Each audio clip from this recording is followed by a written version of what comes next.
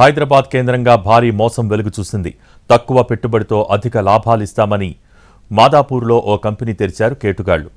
DKZ technologies పేరుతో అమాయకులకు గేలం వేశారు.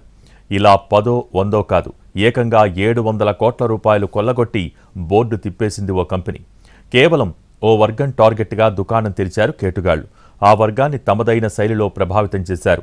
1000 రూపాయల నుంచి కోట్ల రూపాయల వరకు ఎంతైనా పెట్టుబడి పెట్టండని, పెట్టిన పెట్టుబడికి ప్రతి నెల 8 నుంచి 10% వడ్డీ మీ అకౌంట్లో జమ చేస్తామని చెప్పారు. దీనికి అట్రాక్ట్ అయిన కొందరు 5,000, 10,000 పెట్టుబడి పెడితే మరికొందరు ఏకంగా లక్షల రూపాయల్లో పెట్టుబడి పెట్టారు.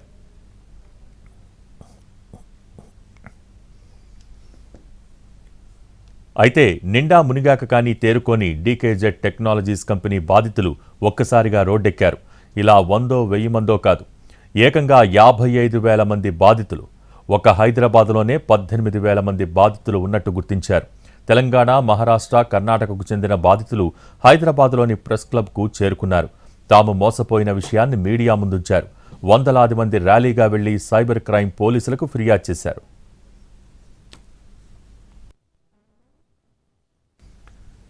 డీకేజెడ్ టెక్నాలజీస్ వ్యవస్థాపకుడు ఆషిక్ రాహిల్తో పాటు మేనేజర్లుగా ఉన్న ఎండి ఇక్బాల్, సయ్యద్ ఉమేర్, భాగ్యశ్రీ, సునీత, ఫాతిమా, మోయిస్, అలీజా, అస్లాం, సల్మాన్, నజీర్, సబియా, బిలాల్పై ఫిర్యాదు చేశారు బాధితులు.